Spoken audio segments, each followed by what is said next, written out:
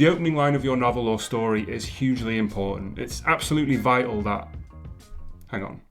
Let's just change direction and slow down for a second. The opening line of your story is important, but we don't have to panic and stress out about it. There's another way to look at this that I think makes things a bit easier. I'm Kieren. I'm a writer and a freelance editor, and I love to help writers tell their stories while having fun doing it, so thanks for being here.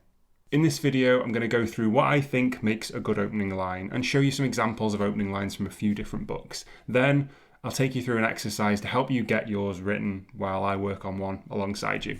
But the important part of all of that is we're going to take it easy, because I know there's not a lot of things that feel more intimidating for a writer, especially a new writer, than having to start a story perfectly with a killer opening line. To stop our minds running away with us, let's take this bit by bit, starting with what an opening line actually needs to do. One way to look at it is that there are loads of requirements. An opening line needs to grab a reader's attention, introduce your characters, set the scene, propose a question, establish your theme, give context for the story, but it also needs to be pithy and punchy and memorable and impactful. That's just a few things, but you've probably already spotted something. No matter how good a writer we are, can we really do all of that in one opening line? No, of course not. At least I don't think so. And I may be wrong about that, but it sounds extremely difficult to me, and I've been writing for over a decade, never mind how it sounds to a brand new writer. So, okay, a little relief there. Maybe we don't have to do absolutely all of that stuff at once, but out of that massive list of possible things then, what do we have to do with our opening line? I've thought about which element is the most important of all those, scene setting, introducing characters, blah, blah, blah. I've argued for and against all of them, time and time again, using both of my brain cells to their full capacity, sometimes at the same time, and the conclusion I've reached makes this discussion a bit simpler. For readers, the only thing your opening line really truly has to do is make them read the next one. If it can do that, then I think your first line's done its job, really. So for me, it's not a matter of getting in all of that stuff and ramming your first line with features. It's a matter of maybe going for one of those things with the aim of doing it well and welcoming readers into your story however you'd like. And if you're thinking, well, I don't know how I'd like to, that's why I'm here, that's why I clicked on this video, fair enough. To help you figure out your approach, let's look at the opening lines from a few books. I just grabbed a selection from my bookshelves. I've got Dodge and Burn by Serafina Madsen, One Flew Over the Cuckoo's Nest by Ken Kesey, The Night Circus by Erin Morgenstern, and The Perks of Being a Wallflower by Stephen Chbosky. There's at least a little variety there, so let's have a rapid fire look at each of their opening lines entirely without context to see what they do and how they vary. What's the first impression that they give? Dodge and Burn starts with a headline, actually. Hunt for American Heiress continues with manuscript found in cave in Altamira, Spain. Right away, I think this might not be what we expect to see. A headline rather than some kind of narration is a bit different. But it's interesting. It's a simple statement, but it poses multiple questions. Who's the American heiress? What is the manuscript? And why is it in a cave in Spain? There's plenty there to encourage you to read the next line, I think. And we don't even have the book's central character. There's no scene setting, at least not in the usual sense. We just get that headline. But it's enough.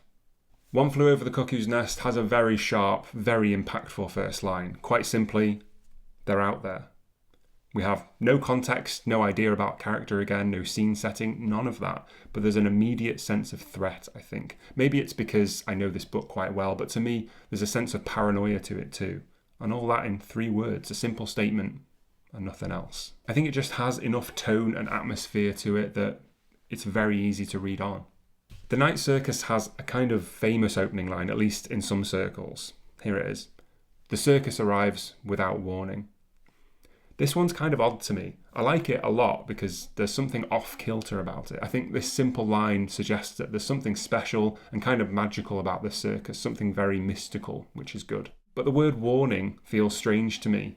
In terms of meaning, in this context, I think we'd probably use without fanfare or without announcement or something like that, but the word warning makes things feel oddly dark. Whatever the case, whether it's the fact of what's happening or the way in which it's written, the wording of it, I would read on from here. It's piqued my interest. The Perks of Being a Wallflower has a much longer opening, but it also has something else that the other books haven't had so far, in my opinion. See if you can spot what that is. Dear friend, I'm writing to you because you said you listen and understand and didn't try to sleep with that person at that party, even though you could have. It's character voice. This is the first opening so far with a very strong sense of the character's voice. It has that feeling that they're speaking the words on the page, or I suppose writing them in this sense. We have no context again, no scene setting or any scene at all really, not much of a sense of a plot, unlike some of the previous openings, but we have this personality, this sense of a vulnerable character. It's a totally different approach yet again, but it still gives us a reason to read to the next line. I know that was a quick look, but hopefully it gives you an insight into how many ways there are to start a story. I didn't even mention opening with dialogue, for example, or beginning with just description. Those are definitely options as well. However, I still haven't hit upon the most important thing that I want to talk about yet, the thing that inspired my whole relaxed approach to coming up with an opening line. And that is that there are usually 2 opening lines for any story. And let me explain why that should be comforting. I've written a good few novels, and I don't actually know how many short stories, and they all began one way or the other. I wrote a first line for every single one of them. That's 1 opening line. However, in pretty much all of those cases, I either finished the story and wrote an entirely new first line when I edited it, or I changed the initial one into something that fit a bit better. That's where the second first line comes in. The reason I did that is because writing a story is also getting to know a story. You have to kind of wear it in like a new pair of shoes. The longer you spend writing the story, the more comfortable it tends to feel. So you quite often find, or at least I do, that the opening you wrote the first time could be a bit more accurate. It could match the tone better after you've built up all of that experience with the story. So in that case, there's really no reason to spend so much of your precious time and energy worrying about writing a great first line from the off. We don't need to add that pressure because it'll likely change anyway. If you're writing a first draft, the opening line just needs to be a way in, a place to start, just getting your foot in the door.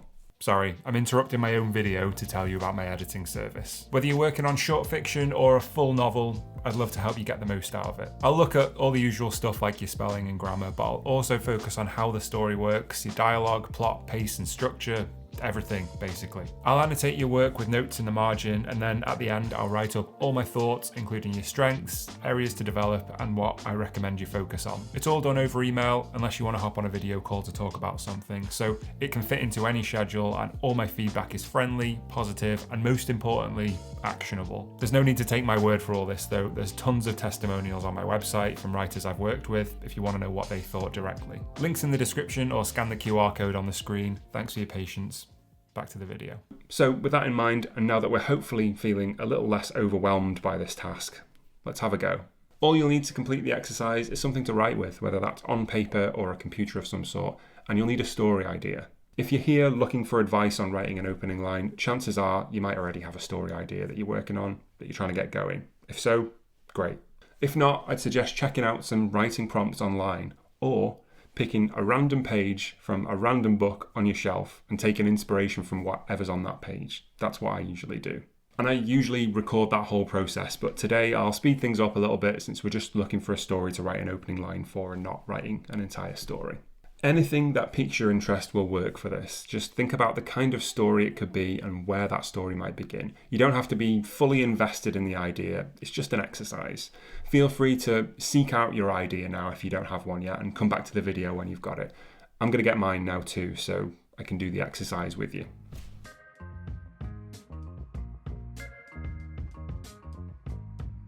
Okay, so my idea has come from this book, which is ghostwritten by David Mitchell, and the page number I landed on was 155.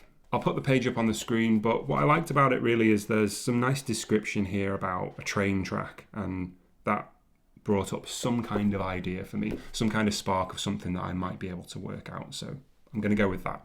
So, with our ideas out of the way, what's this exercise actually going to entail? Well, since we already know that there are all kinds of opening lines, all different styles, I think it makes sense to broaden our experience as much as we can by trying a few of them at once. Widening our approach will also take the pressure off a bit, as we're not going to be straining to write one perfect line. We're going to be coming at it from a few different angles and seeing what works best. So we're just going to take some time to write multiple opening lines for the same story, whatever story you settled on, in the following styles. A description opening line, so setting the scene and describing something to the reader, a view or a person maybe. For example, when dawn broke, it cast a golden light over the farm. You'd be excused for thinking the fields were sown with treasure instead of wheat. A dialogue opening line. Start the story with a character speaking either to themselves or in conversation with someone else. So, if we're going to stay on this track, we won't arrive till the middle of the night. A first-person narration line, full of character voice if you can. Let your character speak to your reader as though it were just the two of them in the room. Let them start the story for you. 20 years later, what he'd said to me still bothered me, still kept me up nights. An action first line. Grab our attention with something that hooks the reader into a dramatic moment or some action. By the time the helicopter evac arrived, we were surrounded too closely for it to land. And a mystery first line. Write an opening that asks a question that the reader will want an answer to. My grandmother used to joke about having a secret she would take to the grave. Little did she know, it would slip out of her hands just before she got there. You might be thinking, whoa, that's a lot of stuff you're asking me to do. I get it, I do, but there's no pass or fail here. This is a no pressure environment. If you want to just take a shot at one or two of those, by all means, just do that. But I think the more of them you try, the better you'll understand what kind of opening line you're drawn to. It's a good experiment for understanding what might appeal to you and your strengths as a writer. So in a moment, I'll start a timer for us. It's going to run for 10 minutes, and in that time, we're just going to take a shot at a few of those opening line styles. If you get stuck on one, maybe try the next one, and don't feel like you have to stick to only those types either. There's tons of styles you could use instead. Essentially, if you're writing an opening line of any kind, you're doing the exercise right. You don't need to show the results to anyone or use them or even keep them if you don't want to. It's just for practice, but you could end up with something that you're really happy with. I'll put some calm ambient music in the background, so just leave the video running while you complete the exercise and I'll let you know when the time's up. I'll also leave some useful reminders of some of the different styles on the screen for you. Alright, so take a second to get your writing stuff ready. Remember to experiment, have fun, try things and see what feels easiest or most enjoyable to write. No requirements, just discovery. Where would the story have its roots? Where are we in the first moments of the story? And then convert that into each of the styles on screen and just give them your best shot. All right, here comes the timer. I'll see you in 10 minutes. Here we go.